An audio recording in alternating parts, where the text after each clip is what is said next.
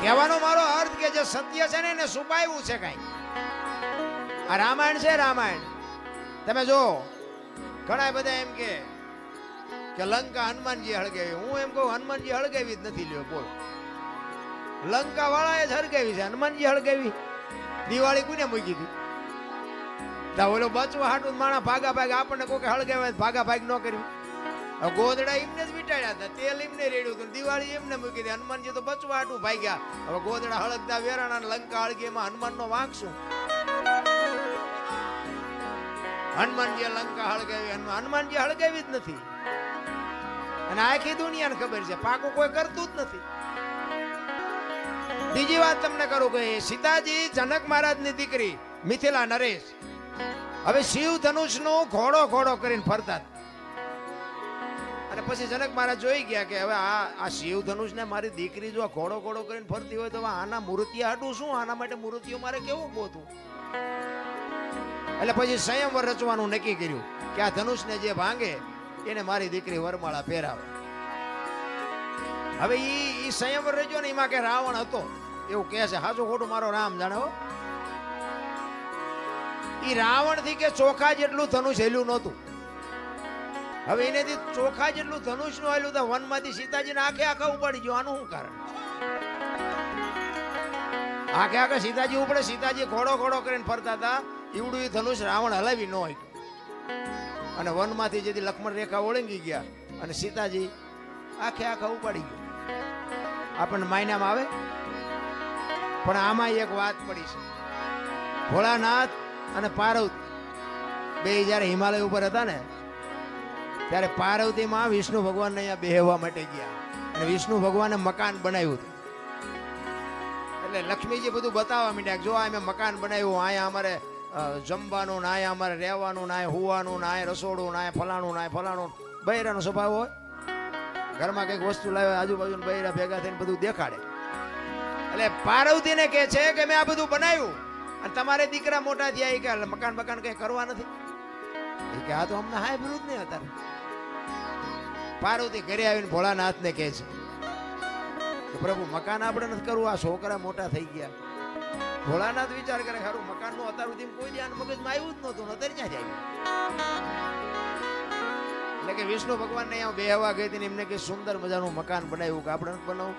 એટલે કે એ વાત સાચી તમારી, પણ કે આપણી પાસે પૈસા નથી. હું તમને ભભૂતિ આપું, ભભૂતિ લઈને જાઓ વિષ્ણુ ભગવાન ભાઈ એના બરોબર હોનું લઈ આવ્યો અને હોનું વેચીને આપણે મકાન કરીએ. કારણ કે આપણી પાસે પૈસા છે નહીં. ભોળાનાથ ને ખીસું જ નહોતું, પૈસા છે રાખવા જ. એટલે ભભૂતિ આપીને એટલે પાર્વતી કહે છે કે આટલી ભભૂતિમાં કેટલું હોનું આવશે? કે પણ લઈ તો જાઓ, એટલું તો લઈ આવો, પછી કંઈક આગળ જોઈશું. એ ભભૂતિ લઈ અને પાર્વતીમાં ગયા છે. અને ત્યાં જઈ અને પછી કીધું કે આના બરોબર અમને હોનું આપો. હવે સાબડા મૂક્યો, ભોળાનાથની ભભૂતિ ઊંચી થાય. બાપુ હોનાના ઢગલા મીડ્યા કરવા હો, ગાડા ભરી ભરીને હોનું મીડ્યું જવાનું, સાબડું ઊંચું ન થાય. હવે અહીંયા ઢગલે ઢગલા થયા હોનાના. પછી કે આટલું બધું હોનું જતા ઈટું પાણાનું શું માથાકૂટ કર્યું? હોનાનું જ બનાવાય ને. એ હોનાનું મકાન બનાવ્યું અને વાસ્તુ પૂજન કરવા માટે તેથી સારામાં સારો વિદ્વાનમાં વિદ્વાન બ્રાહ્મણ રાવણ, એ રાવણ ને બાપુ અહીંયા વાસ્તુ પૂજન કરવા માટે બોલાયો. એ વાસ્તુ પૂજન કર્યું ને પછી ભોળાનાથ ને તો ખબર, એ તો બાપુ ત્રિલોક નો નાથ, એને ન ખબર હોય. એટલે પેલા પાર્વતી પાસે જાય કે આ ભૂદેવ ને શું આપશું આપણે દક્ષિણામાં? એ કે એને રાજી કરી દે, જે માગે આપી દે. કે જો જે માગશે આપી દે, પછી મારી માએ લોહી ન પીતા. કારણ કે હવે આપણું આપણે એક પ્લાસ્ટર કર્યું હોય તો બૈરું રાજીનો રેડ થઈ જાય, બદલે આખું હોનાનું મકાન હોય બૈરું રાજી કેટલું હોય. એ કે એને જે જોઈએ આપી દો, પણ એનું મન છે જે નહોતું ભાઈ. એ કે વાંધો નહીં. અહીંયા ગયા, રાવણ ને કીધું ભૂદેવ બોલો હું આપું? કે જે આપવું એ આપો. ને કે ના તમે માગો એ આજ આપવું છે. એ કે આવું મારે એક મકાન જોયું છે. ભોળાનાથ કે તથાસ્તુ. પાર્વતી પાસે આવ્યા. એ કે હાલો કે ચિંપા કે મહણિયામાં. એ કે કાં? એ કે આ ભોળા મેં બામણ આપી દીધું દક્ષિણામાં. એ કે હું કામ આપ્યું? એ કે કકડાટ ન કરશો, તમને પેલા પૂછીને ગયો તો કે માગે આપી દઈશ. અને પછી બાપુ પાર્વતી ગયા અહીંયા રાવણ ની પાસે. અને રાવણ પાસે જઈને બાપુ પાર્વતી કહે છે કે ભૂદેવ ભૂદેવ માંડ માંડ મકાન બનાવ્યું, તમે લઈ લીધું ને? લઈ લ્યો, પણ આ મકાનને જો એક દી ભડકે ન બાળું તો હું શક્તિ નહીં લખવું, અહીંયા લખી લેજો. આ સીતાજીને બાપુ અહીંયા જવાનું જ હતું, નકર સીતાજીની બાપુ એની સામે દ્રષ્ટિ પડે ને તો રાવણની રાખ બાપુ આ ધરતી ઉપર ન પડે, રાખ ઉડી જાય. ઈ દીકરી હતી સીતાજીને. તમે શું માનો છો? એની તાકાત જ નથી કે રાવણ એની સામે દ્રષ્ટિ કરે. અને રાવણે બાપુ સીતાજીને ઉપાડ્યા ને તારે માં કહીને ઉપાડ્યા છે કે માં તું આવ્યો ને તો મારો બાપ આવે, અને ઈ મને મારે ને તો મને મુક્તિ મળે, અને અહીંયા આવે ને તો મારી લંકા પવિત્ર થાય. બાપુ રાવણ જેવો તેવો નહોતો. 4 વેદ જેના મોઢે હોય, 9 ગ્રહ જેને ઢોલીએ બાંધ્યા હોય, પવન પાણી ભરે વાહ વાસીદું કરે, ગણે ગાયું ચારે, રવિ રસોઈ બનાવે, શિવ જેનો ભંડારી હોય, યમના દૂત બાપુ એને રજા લેવા આવવું પડે કે અમે એનો જીવ લેવા જઈએ છીએ. એ અને આ ધરતી ઉપર 14 ચોકડીનું રાજ કર્યું રાવણે. સતયુગ, દ્વાપર, ત્રેતા ને કળિયુગ 4 યુગની એક ચોકડી થાય. 14 ચોકું ને 56 યુગ સુધી આ ધરતી ઉપર રાવણ રહ્યો છે એવું કહે છે સંતો. કેટલું એનું તપોબળ છે, કેટલો વિદ્વાન છે. અને રામ ને બાપુ ઠેઠ ત્યાં સુધી થકો થયો તો બાપુ એનું ભજન તો કઈક હશે ને.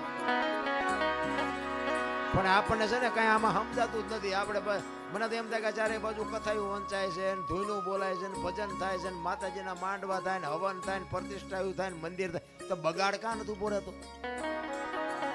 વિચારવા જેવું તો છે ભલામણા. કઈક આપણા ગઢ આવું કઈ કરી જ નહોતા શકતા. તો આ ચોરી ને લોટપાટ ને મારી નાખવા, તોડી નાખવા, અત્યાચાર ને ગમે એની દીકરી ઉપાડી જાવી, આ બધું તમે જોવો તો ખરા કેટલું બધું અંધારું હાલ્યું જાય. તો આ કથા એવું વંચાય છે ખોટું છે? એ કેમ કેવું ખોટું છે? હવે આમાં માણસના જીવનમાં જો ઉતરે નહીં આ વાત તો આ કથામાં ફાયદો કોને? મંડપ વાળાને, સાઉન્ડ વાળાને, સાજિંદાને, અમારા જેવા કલાકારને, રસોઈયો હોય ઈને, બાકી કોને ફાયદો? હવે તો આ 2-5 લાખ રૂપિયા 10 લાખ રૂપિયા આમાં નાખવા તેના કરતા પાદરા ગાયું ખડમાં દઈ દીધા હોય તો. ગામો ગામ કથા એવું વંચાય, ગામો ગામ. અમારે તો રોજ ફોન આવે કે અમારે પ્રોગ્રામ રાખો, અમારે રાખો. અમે પછી કહી દે કે આટલા થાય છે, કથા એવું કરો જે કરો એ. અરે બધું ડીંગો ડીંગ હાલે ભલામણ. મને એમ થાય કે આ ખોટું છે એવું નથી કહેતો, પણ બગાડ અટકવો જોવે બાપુ. જો આ સત્ય હોય અને કાં ઓલા કે ને કે કાં તો ઓલામાં ફેર ને કાં તો ઓલામાં ફેર, સત્ય હોય તો આ બાપુ દુનિયામાં કંઈક. હું એમ કહું છું કે 5000 50,000 માણસ ભેગું થાય એમાં 10 તો સુધરવા જોવે કે નહીં. અમે એક જગ્યા આમ ગુજરાતમાં ક્યાં ગયા હતા, ગામનું નામ ભૂલાઈ ગયું. કથા એટલે અમે જોયું કે કથા છે, એમ ગાડી હાંકતો એ વખતે. એટલે અમારે થોડોક ટાઈમ હતો, કીધું હાલો ને આપણે કથામાં જઈને બેહી. હવે એમ અહીંયા બેઠા ને કથા ચાલુ હતી ને એમાં 2 જણા બાજ્યા બોલો. હવે કથા ચાલુ હોય એ વખતે જો બાજે માણા તો એમાં બહાર તો કઈ મગજમાં ઉતરે જ છે. એમાં એકને દવાખાને લઈ જવો પડે બોલો. હવે આમાં પતિ જો હોય તો કથાના માંડવાનું શું થાય ને ઓલા વક્તાનું સાજિંદાનું શું થાય? અરે બાપુ કઈક ઊંધું રંધાય છે મને એવું લાગે. સાચું ખોટું તો મારો નામ જાણે.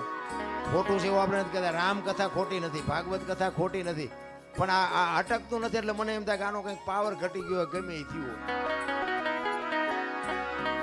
બાકી તો રામાયણ છે તો રામાયણ છે ભલામણ. એક હું તો એમ કહું છું, ઘરમાં એક રામાયણ નાનું મોટું પુસ્તક હોય ને, જિંદગીમાં કોઈ દી બાપુ મોડો પ્રસંગ ન આવે કરી. રામાયણ એવો ગ્રંથ છે. તુલસીદાસ મહારાજે રામાયણમાં એક સાખી લખી કે સુનહું ભરત ભાવી પ્રબળ, જીવન મરણ જસ અપજસ, નફો નુકસાન વિધિના વિધાન. જીવન મરણ જસ અપજસ નફો અને નુકસાન, આ 6 વસ્તુ બાપુ હજી આજની તારીખમાં કોઈને ખબર નથી. આપણે આ દુનિયામાં આવ્યા કેવી રીતે કોઈને ખબર હોય મને કયો, અને જવાનું છે કેવી રીતે એ કોઈને ખબર હોય કયો. જીવન મરણ ની ખબર નથી. તો આઈને જ વાત કરો ને, અમે અહીંયા આવ્યા છે, અમને જ મળે કબજા મળે અમને ખબર છે. 5 જણા હારું એ કે 5 જણા એમ કે બોલે વારો જ ન આવવા દીધો બીજા.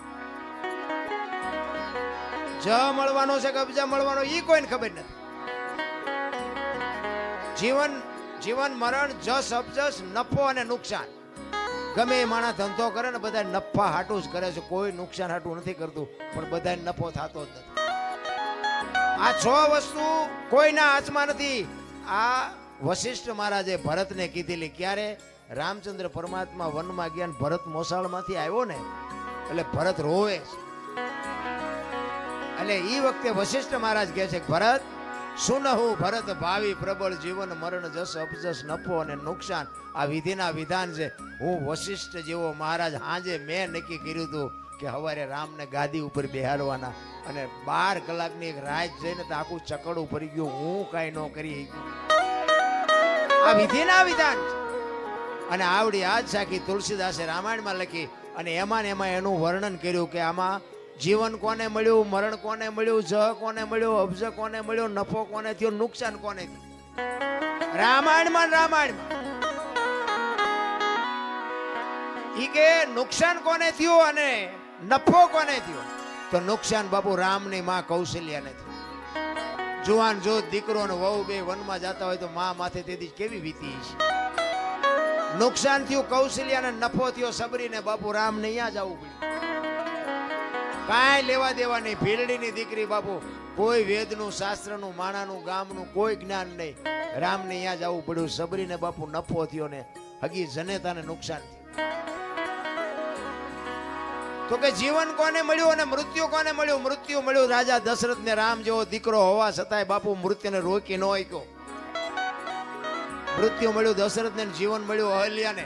હરાપમાંથી મુક્ત થઈ ગઈ. તો કે આમાં જ કોને મળ્યો ને અબજ કોને મળ્યો? અબજ મળ્યો કઈ કઈને અને જ ખાટી ગયા વાંદરા. તેથી રામને કોઈ નો કામમાં આવ્યા, વાંદરા જ કામમાં આવ્યા. આખી અયોધ્યાને ખબર હતી ક્યારે લક્ષ્મણ મૂર્છિત થઈ ગયો ને હનુમાનજી મહારાજ જયારે સંજીવની લેવા ગયા અને લઈને આવતા હતા ને ભરત જોઈ ગયો. એ કે રાક્ષસ કોક પર્વત લઈને જાય છે, મારા ભાઈની વનમાં છે, અહીંયા નાખશે ને તો કઈક નુકસાન કરશે, એટલે આને પાડું હેઠો. એ બાણ મારીને હનુમાનને હેઠા પાડ્યા ને એ વખતે હનુમાનજી આખી ડિટેલ આપી કે આવી પરિસ્થિતિ છે, લક્ષ્મણ રે એવું નથી અને હું એની સંજીવની લેવા માટે જયો હતો અને એટલા માટે આ તમે મને પાડ્યો. હવે દીવ ગયા પહેલા ન પગું, લક્ષ્મણની જોખમ થઈ જાય. આખી અયોધ્યાની વસ્તીને જાણ થઈ કે લક્ષ્મણની આ પરિસ્થિતિ છે, પણ જ્યાં નહીં કોઈ. ભરતે કીધું કે બાણ ઉપર બે જાઓ, હાલો હું તમને મોકલી દઉં. હનુમાનજીને કઈક પાવર હતો આ ભરતજીએ ઉતાર્યો. કારણ કે બાપુ વસ્તુ છે ને કઈક છે. રામાયણ છે તમને મને આ એક રસ્તો બતાવવા માટેનો ગ્રંથ છે. સીતાજી લક્ષ્મણ રેખા ઓળંગી ગયા અને હરણ થયું. મેં કીધું એમ સીતાજીનો બાપુ કોઈ એની માથે દ્રષ્ટિ ન કરી શકે, પણ આપણને આ માર્ગ બતાવ્યો છે કે જે બાપુ લક્ષ્મણ રેખા ઓળંગી જાય ને એનું આ દુનિયામાં હરણ જ થાય. લખવું હોય તો લખી લેજો. પછી બાપને હોય ને દીકરાને હોય ને માને હોય ને વહુને હોય ને દીકરીને હોય, મર્યાદા કોઈ મૂકી દે એટલે બાપુ હરણ જ થાય. રાવણ મરી ગયા હું માનતા નહીં. ગામો ગાયમ છે રાવણ, પણ જે મર્યાદા મૂકી દે એટલે આ દુનિયામાં હરણ જ થાય. બાકી વાતમાં કાંઈ છે. એક સબરીનો પ્રસંગ કહી પછી મારી વાણીને વિરામ. સબરી બાપુ હમણાં મેં ગુરુની શિષ્યની વાત કરી, મૂળદાસને હજી સાંભળવાના છે. મૂળદાસ બાપુની વાત લઈ લો હાલો ને, પછી સબરીને વાહે રાખો. મારે જોકે જ્યાં જઉં છું ને ત્યાં મને 2-3 વખત બેહરી અને કાઢ લે શીખવે. મારી પાસે શું કાઢવું? બધા સાંભળેલો જ છે મને, આમાં કઈ નવું તો કઈ છે નહીં. એટલે એ તો મને ખબર છે, નહીં બોલી કોઈ નહીં બોલાવે એ ખબર છે. પણ આ દેહ ને એક દી બાપુ દુનિયા દિવાળી જ મૂકવાની છે. બાકી એક દેહ થી જો 5 આત્માને આનંદ આવતો હોય તો એમાં લડી લેવાય, એમાં કઈ સવાલ જ નથી. મારે લાગત, હું એવો કોઈ મોટો કલાકાર નથી, પણ એવી ગુરુ મહારાજની, મારા માતા પિતાની, કંઈક તમારા ભાઈ બંધ દોસ્તારોની કૃપાથી આ મારો દીકરો રહ્યો. પૂછો આના નંબર જ મેં આને આપ્યા. તારા નંબરથી વાત કરજે ને મને કોઈ બપોર હુવાય નહીં દે. દરરોજ 10-15-20 ફોન આવે, અમારો પ્રોગ્રામ કરો, તમે કયો એ પૈસા ના આવો. કહેવાનો મતલબ કે કાંઈક ગુરુ મહારાજની કૃપાથી મળ્યું છે એટલે બોલાવે. મારા ગામમાં કેટલાય ડાયા માણા નહીં હોય મારા કરતા, પૈસાદાર છે, મારા કરતા રૂપાળા છે, આબરૂ વાળા છે, બધું એ છે, કોઈ નથી ફોન કરતું. એટલે એ ગુરુ મહારાજની કૃપા છે અને બધા સાંભળે છે એટલા માટે. પણ મારો કહેવાનો મતલબ એ છે કે જે આ મૂળદાસની વાત કરીને કોકનું ઝેર પીવે ને, કોકના હાથમાં ને. અમારે અહીંયા હમણાં વડનગરમાં એક પ્રોગ્રામ હતો ને, ઓલું માવઠું થયું હમણાં, હવે ઈ આના જેવો મારો પ્રેમી મને કે બાપુ મારા બાપુ વી ગયા છે ને મારે ભજન રાખવા છે. ખર્ચો કેટલો નાનો માણા બિચારો મજૂરી કરે. મેં કીધું ખર્ચ કાંઈ ન થાય, તારે ભજન રાખવું હોય ભજન થઈ જાય. પણ મને કે મને અંદાજ તો ગયો. મેં કહ્યું એક નાળિયેર લઈ આવજે, બીજું કાંઈ કરવું નથી. અને આ મેં કહું ઉસ્તાદના ને બેનજાવાળાના મેં કહું અમે ભાઈબંધ દોસ્તાર હો 50 કાઢીને એમને આપી દઉં. એ કે ના ના એમ તો કે હું સાઉન્ડ બાઉન્ડ લાવીશ. એ મેં કહું તારે લાવવું લાવજે ને કે આપણે સાઉન્ડ વગેરે ભજન થાય છે. અમે એ લઈ આવ્યો બિચારો સાઉન્ડ લઈ આવ્યો અને કુદરતને કરું ચતુરભાઈ અમે બે હતા ને ચતુરભાઈ મેં કહું તમે ગણપતિ માંડો. એ ગણપતિનું બાબુ ભજન પૂરું ન થયું, વરસાદ મળ્યો ખાબકો. હવે બજારમાં રાખ્યો એ કાગળ ને બાગળ ને બધું સાઉન્ડ ઉપર રાખ્યું. હવે બે એવું જ છે નહીં. ઓલાનો ભાવ બિચારો અંદરથી એટલો બધો દુઃખી થયો કે મારે ભજન કરવા હતા મારા બાપ બાવાએ અને ભજન હવે વરસાદ નહીં કરવા દે. એટલે મેં કહ્યું તું મોડો પડી તારે ભજનનું જ કામ છે કે બીજું કંઈ કામ છે? પણ કે હવે આમાં મેં કીધું આ પણ તારી ઓરડી તો છે ને, પણ કે ઓરડી છે એમાં કે હમા એવું જ નથી કાંઈ. કે મારી પાસે મોટી શેટી પડી છે, મારી પાસે 8-10 જણા લોકો આપણે છીએ 10 જણા જ. પણ મને કે ઓલી શેટી કે અડધો રૂમ રોકી રાખે. મેં શેટીમાં થઈ સડી જઈશું તમે હેઠા બેસી એ કે પણ સાઉન્ડ ક્યાં રાખવું? મેં સાઉન્ડ જોતું જ નથી. અને ચતુરભાઈ તમારે પૂછવું હોય પૂછજો. વગર સાઉન્ડે બાપુ ભજને કર્યા, થાળે કર્યો, ધૂને કરીને પરભાતી કરીને ઊભા થયા. બાપુ એનું હયું એવું ટાઢું થયું ને કે બાપુ મને એમ હતું વરસાદ આવ્યો એવું ભજન નહીં થાય. કહેવાનો મારો મિનિંગ કે ભાવ છે, પ્રેમ છે. અને અમને આપ્યું એને જો પીરસીને તો અમારા જેવા નમાલાય કોણ કહેવાય ભલા? મારે માણાની કોઈ જરૂર ન હોય. મને તો એવા અધિકારી 5 બેઠા હોય ને એટલે મને એમ થાય શું અમને આપી દઉં. બાકી તો કોઈ બાપુ અમારે અહીંયા કોઈ કોથળા નથી નાખી જવાનું. પણ મારો કહેવાનો મિનિંગ એ છે કે આ કંઈક લેવા જેવું છે, આ કંઈક ખાવા જેવું છે. આમાંથી 2 જણાને મારી વાત ગળે ઉતરે ને એટલે મને એમ થાય કે મારી રાજ સુધરી છે, બસ બીજું કાંઈ છે નહીં. કોકના જીવનમાં બાપુ કોકના દુઃખમાં જો ભાગ પડાવી શકી ને તો જ મારો નાથ નોંધ કરે, બાકી એમનામ નથી થાય એવું. આ મૂળદાસ હાંજનું ટાણું વાયુનો કાંઠો ને બાપુ માળા કરતો હતો. અને એક જુવાન દીકરી કુએ પડવામાં આવી અને આમ કુવામાં ધોબકો મારવાની તૈયારી કરી અને બાપુ જોઈ ગયા. હડી કાઢીને બાવડું પકડી લીધું. હા બેટા શું કામ? એ કે બાપુ મને મરવા દો. એ કે પણ શું કામ મરવું છે? આ માણા જેવો અવતાર મળ્યો છે, મરવું છે શું કામ? એ કે બાપુ મારા જીવનમાં એક ભૂલ થઈ ગઈ છે, હું મોઢું નથી બતાવી શકું એવું. પણ કે છે હું આ કુવામાં પડીને બીજી ભૂલ કરવી છે? એ કે એમ નહીં, પણ એ કે હું કહી શકું એમ નથી. પણ કે શું વાત? એ કે બાપુ મારા પેટમાં બાળક છે ને, બાળકના બાપનું નામ લઈ શકું એમ નથી. લઉં ને તો જીવવા દે ને, પણ લઈ શકું એમ નથી. કારણ કે એવા મોટા માણા હોય તો બાપુ આવા જ કોકને ધંધે લગાડે ને. એટલે મૂળદાસ બાપુ એમ કે છે કે તારા પેટમાં બાળક છે એનો બાપનું નામ લે તો તને જીવવા દે? કે બાપુ તો જીવવા દે. અને તેથી આ ભારતનો સંત બાપુ એમ કહેતો હોય કે કાલ તો ને તારું બાળક જો બચી જતા હોય તો અમરેલીની બજારમાં જઈને કહી દેજે કે મારા પેટમાં બાળક છે એનો બાપ મૂળદાસ છે, કહી દેજે જાય છે. આ તૈયારી આપણી? એ કે પણ બાપુ તમે જાણતા નથી અમરેલી તમને મારશે. એ કે તું તારું બાળક બચી જતા હોય તો અમરેલી ભલે ને મને મારે. એ હવારમાં બાપુ ખબર પડી અને વાત બહાર પડી કે આ દીકરીના પેટમાં જે પાપ છે એ તો ઓલા મૂળદાસ બાપુ. આખી દુનિયા કે બાપુ બાપુ કરતી અને આની આ દુનિયા હાથીની અંબાડીએ ચડાવે ને ક્યારે ઘટાડે બેહારે કોઈ ભરોસા નથી. એ અમરેલીમાં માથે મુંડન કરાવી, ગધાડું બોલાવી અને જોડાનો હાર પહેરાવીને બાપુ અમરેલીમાં ફૂલેકું કાઢ્યું હો મૂળદાસ.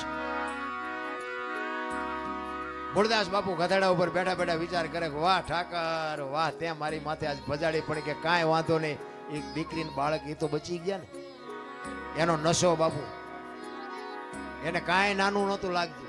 એક આપણે એસટીમાં ચડીને આપણને એસટીમાં જગ્યા મળી જાય, કોઈ બેન ચડે, છોકરું ચડીને, કોઈ માજી ચડ્યા હોય, કોઈ વૃદ્ધ બાપા ચડ્યા હોય, એને તમે જગ્યા આપી દો ને અને તમે ઉભા રહ્યો ને તોય તમને થાક ન લાગે. જગ્યા આપ્યાનો નશો તમને થાક ન લાગવા દે કે ભલે બેઠી મારી બેન બેઠી છે ને, પણ આ કરવું જ નથી. આ વાત ઉડતી ઉડતી જામનગર સ્ટેટ અમારા જામનગર દરબારે મૂળદાસમાં કંઠી બંધાવેલી અને એને આ વાતની ખબર પડી ને કે મૂળદાસે આવું કર્યું, કંઠી તોડી નાખી. અને આયા બાપુ મૂળદાસ જો નજરે જોયેલું ખોટું પડે, હા ભેળેલું તો ખોટું પડે, નજરે જોયેલું ખોટું પડે. આયા ઠેબી નદીના હામા કાંઠે બાપુ મૂળદાસ બાપુ સાપરું વાળીને રહે છે અને એને વિચાર કર્યો કે આ દુનિયા નો સમજે કે ઓલો જામનગર દરબાર મારી કંઠી બાંધી છે, એની પાસે જવું અને એ કંઈક મારી વાતને સમજી શકે. એ અમરેલીથી જામનગર જાય, જામનગર દરબાર ગઢમાં ગયા. કીધું કે મારે બાપુને મળવું છે. બા સાહેબે કીધું બાપુ ઘરે નથી, ક્યાંય ગયા? એ કે ગામમાં મોટું મંદિર છે ને, અહીંયા બધા સંતો આવ્યા છે, મોટા મોટા મહાપુરુષો આવ્યા છે, અહીંયા કંઠી બંધાવા ગયા છે. એ કંઠી બંધાવા ગયા એમ કીધું ને બાપુ હાથ ફાટ્યો હો મૂળદાસ માથે. અરે તારી ભલે થાય તારી, આને મારી કંઠી તોડી નાખી. પણ એ કે કાંઈ વાંધો નહીં, મારે એને મળ્યા સિવાય જવું નથી. એ દરબારગઢથી મોટા મંદિરે બાપુ મૂળદાસ જાય અને રસ્તામાં એક મરેલી બિલાડી પડી છે, બચડા ટળવળે છે. અને મૂળદાસ અહીંયા આવીને ઉભા રહ્યા અને એને આમ ઘડીક વિચાર કરીને મરેલી બિલાડીને જોડીમાં નાખીને આવ્યા અહીંયા ડાયરામાં. આખો ડાયરો બાપુ આગડા ઠઠ બેરો છે અને બધાએ મૂળદાસને બહાર કાઢવા મહેનત કરે છે. કઈ ભાગી જા, તું તો પાપી છો, તું તો આવો છો. ઓલા સંતો અંદર બેઠા છે કે એટલે શું ભાઈ દેકારો થાય છે? એ કે ઓલો અમરેલીથી મૂળદાસ આવ્યો છે ને, એને બધા બારો કાઢે. એ કે આવવા દો અંદર આવવા દો, એને કંઈક કામ હશે. મૂળદાસ આવ્યા અંદર અને કીધું મૂળદાસ શું આવ્યો? એ કે બાપુ મારે બીજું કાંઈ કામ નથી, હું તો મારા કામે જાતો હતો, પણ મેં એવું સાંભળ્યું તો કાંઈ મોટા મોટા સંતો આવ્યા છે ને એક રસ્તામાં મરેલી બિલાડી પડી હતી અને એના બચડા બિચારા ટળવળતા હતા. મેં કીધું મોટા મોટા સંતો આવ્યા એના બિલાડીને જો બેઠી કરે તો બચડા દૂધ ભેળા થાય, એ હાટું આવ્યો, બીજું કાંઈ કામ નથી. એમ કહીને બાપુ જોડીમાંથી બિલાડી કાઢીને મૂકી. આખો ડાયરો દાંત મીડો કાઢવા. એ કે મરેલા જીવતા થતા છે કે બાપુ થાય જ તે, નકરી આરતી જ ઉતરાવી દુનિયા પાસે, આ નકરા પગે લગડાવા છે. અને આ બાપુ ભજનમાં આપણે તો ઠીક, હવે આપણે તો નાના છીએ ને આપણે તો ભૂલ્યો હજાર આવતી હોય, પણ બાપુ ખરા ખરીના ખેલ હોય ને ત્યાં ખબર પડે. સાધુ સંતોના મેળાવડા જ્યારે ભેગા થાય ને, એમાં એક વેણ તમારું આગુ પાછું થાય ને, ચીપી આવા આમ પડે. ઈ કે મરેલા જીવતા નો થાય. મૂળદાસ અમરેલીએ તને જાકારો આપ્યો એટલે તારું સહકી ગયું. ઈ કે બાપુ જરાય સહક્યું નથી, મારું બરોબર છે. ઈ કે ઈ બેઠી કરો બિલાડી, ને જો તમારાથી બેઠી ન થાય લાવો એ કમડળ મારી પાસે પાણી. અને પાણીનું કમડળ આપી અને હાથમાં આંજળી બાપુ મૂળદાસે કેવું ભજન કર્યું છે. હાથમાં આંજળી લઈ અને કે છે, હે દિનબંધુ દયાળુ, હે પરમ કૃપાળુ પરમેશ્વર, મેં તન મન ધન થી તારું ભજન કર્યું હોય, હાથે પાતાળમાં જો ડાઘ ન હોય, કોકના ઝેર જો મેં મારી માથે લીધા હોય તો બિલાડી બેઠી કરજે. જો બિલાડી બેઠી ન કરીને મારા ખોળિયામાં જીવ રહેવા દઉં તો મૂળદાસ નહીં. એમ કહીને અંજળી સાટી. બિલાડી હાલતી થઈ ગઈ, ડાયરેક્ટ દિશા હું થઈ છે. જામનગર દરબારીમાં જ બેઠા છે. એને એમ થયું મારે બેટી કંઠી તોડીને ભૂલ કરી, આને પાપ કર્યું ન હોય, પાપ કર્યું હોય તો બિલાડી બેઠી થાય નહીં. અને બાપુ મૂળદાસ રોતો રોતો કાટ કાટ કાટ કાટ પગથિયા ઉતરી ગયો અને જામનગર દરબારે હડી કાઢી, હે બાપુ ઉભા રહ્યો, હે બાપુ ઉભા રહ્યો, પણ ઉભા નથી રહેતા. મૂળદાસ આગળ જઈને લાકડી પડે એમ દરબાર પીડ્યા પગમાં, બાપુ મને માફ કરો, બાપુ મારી ભૂલ થઈ ગઈ. એ કે અરે ભલા માણા, હું ઠેઠ અમરેલીથી તારી પાસે આવ્યો હતો. મને એમ થયું કે આ જગત નો સમજે કે તું તો 5-25 ગામનો ધણી હતો, તને મારા ઉપર ભરોસો ન આવ્યો. હવે કોઈક હારો બાવો ગોતીને કંઠી બાંધી લે, સમય વિયો ગયો. એમ સમય બડા બલવાન નહીં, પુરુષ બળવાન. કાબે અર્જુનને લૂંટ્યો હોય ધનુષને. સમય હોય ને તારે કંઈક કરી લેજો, બાકી આ દેહ થાક્યા પછી જે હરી કાંઈ બનવાનું નથી. એટલા માટે એક સબરીનો પ્રસંગ મારે કેવો છે. માતંગ ઋષિ જેના ગુરુ, તમે વિચાર કરો, એ ગુરુ મહારાજનો શબ્દ બાપુ, માતંગ ઋષિએ સબરીને એક જ વાત કરી હતી કે અહીં બેહી જા, વેલો મોડો રામ આવશે. આટલી જ ભજન, આટલી જ વાત. અને એક શબ્દ પકડી અને બાપુ સબરી બેહી ગઈ. રામજીથી અહીંયા આવ્યા ને તેથી બાપુ ચાંદીના પતરા જેવા વાળ થઈ ગયા હતા. કેવડી એની ધારણા છે. રામ અને લક્ષ્મણ સીતાજીની જયારે શોધ કરવા માટે નીકળ્યા ને, ત્યારે અહીંયા સબરીનો આશ્રમ થોડોક શેટો અને પ્રકૃતિ બાપુ રામનું ભજન કરતી હતી. ઝાડવાના પાંદડામાંથી રામ રામ રામ બોલતા હતા. લક્ષ્મણ રામને પૂછે છે, મોટા ભાઈ આ કયો મલક આવ્યો? અહીં તો પ્રકૃતિ તમારું ભજન કરે છે. અને સંતોનું એવું મંતવ્ય છે કે એક જગ્યાએ બેન 3.5 કરોડ નામના જાપ થાય ને એટલે દિવાલમાંથી અવાજ આવે ને ધરતીમાંથી અવાજ આવે. 3.5 કરોડ નામના જાપ થવા જોઈએ. હવે સબરીએ 70 વર્ષ સુધી નામ લીધું, કેટલા નામ લીધા છે? લક્ષ્મણ કહે છે આ તમારી પ્રકૃતિ તમારું ભજન કરે છે. ત્યારે રામ કહે છે કે અત્યાર સુધી આપણને બધા સંતો મળવા આવતા હતા ને, તો કે હા, તો કે આજ આપણે એક સંતને મળવા આપણે જવાનું છે. સામેની જો ઓલી ઝૂંપડી રહી ને, ઝૂંપડીમાં જાતો એક ભીલડીની બાઈ મારા નામના જાપ કરે છે. અને લક્ષ્મણ અહીંયા ગયો ને ભાઈ, આમ નેજવા કરતી કરતી બાપુ રોતી હતી. હો સબરી, શેષ નાગનો અવતાર લક્ષ્મણ પરશુરામને પરસો વાળી દે, પણ સબરીની ભક્તિ જોઈને ધ્રુજી ગયો ભાઈ. સબરી બાપુ આમ નેજવા કરીને કે મારા ગુરુએ કીધું છે કે રામ આવશે, પણ હજી નો આવ્યો. નહીં આવે, નહીં આવે, એ નહીં આવે એમ કે ને તો અંદરથી અવાજ આવે કે મારો ગુરુ બોલ્યો એ કોઈથી ખોટું પડે નહીં. આવે આવે ને આવે. અને હળવી હળવી બાપુ આમ બોલતી હતી કે મને નજરે દેખાતું નથી, કાને સંભળાતું નથી, રામ ક્યાં રસ્તેથી આવશે, રામે કેવા કપડા પહેર્યા છે, રામ શું વાહન લઈને આવશે. આ તો હું મારા ગુરુને પૂછવાનું ભૂલી ગઈ. અને હળવી હળવી ગાતી હતી. શું ગાતી હતી? ઠાકર મને તું મેલ માઠેલી, અન તું છો એકલ નો બેલી.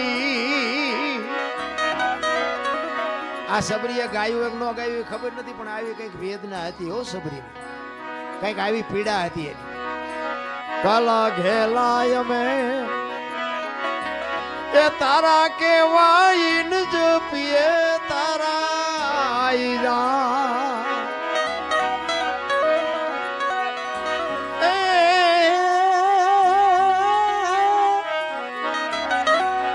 તારી હારે મારે જૂનો નાતો.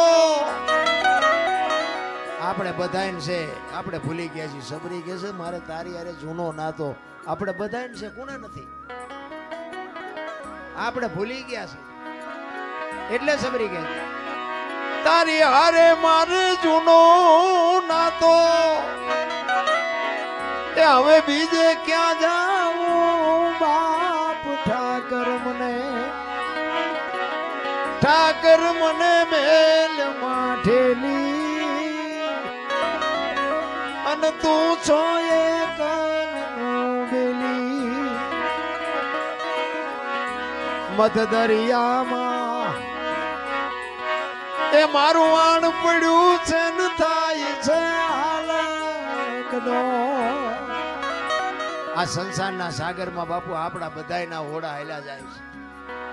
એ તો એવો કોઈક સમર્થ સદગુરુનો જો સત્વારો હશે ને, આપણે કંઈક લગામ હોપીએ છે ને તો જ કાંઠે ફૂગવાના છે. નગર બાપુ ગલોટિયા ખાઈ જવાના વચ્ચે.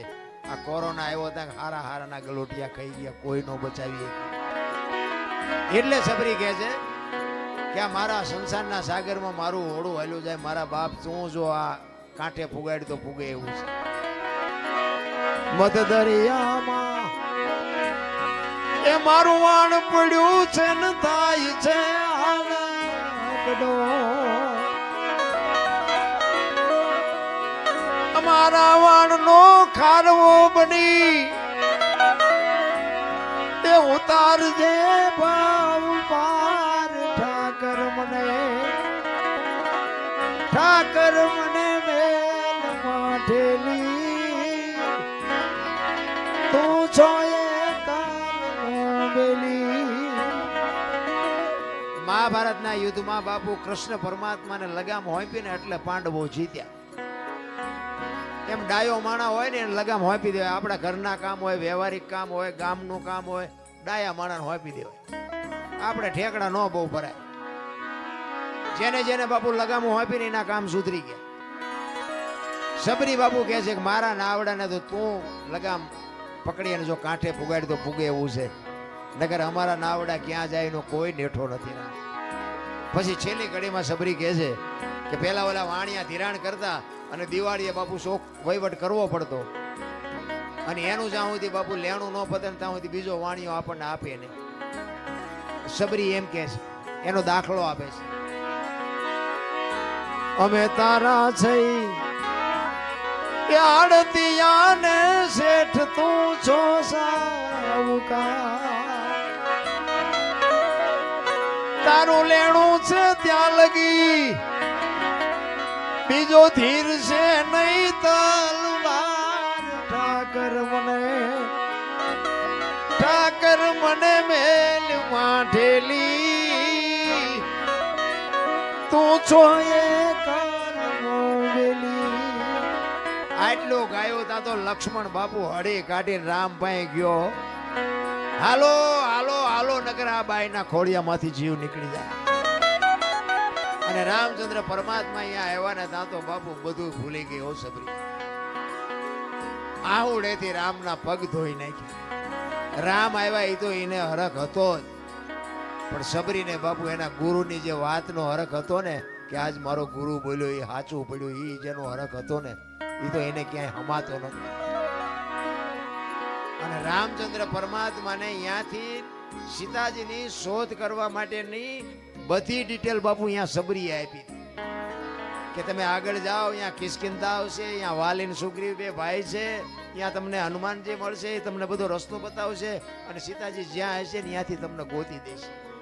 આખી બાપુ ડિટેલ સબરીએ રામને આપી છે. એમનામ બાપુ દુનિયા કોઈ પૂજે નહીં, પણ મારો કહેવાનો અર્થ એ છે કે આપણે તો કાંઈ કરવાનું નથી. એક ઘડી હાથી મેં પુનિયાદ, તુલસી સંગત સાધકી, કટે કોટી અપરાધ. સમય મળ્યો છે, જેટલો આનંદ થાય એટલો કરી લેજો. હવે મારી વાણીને વિરામ આપું. બધા શાંતિથી મને સાંભળ્યો બદલ બધાનો ખૂબ ખૂબ આભાર. કાંઈ ભૂલચૂક થઈ હોય તો માફ કરજો. જય માતાજી, જય સિયારામ.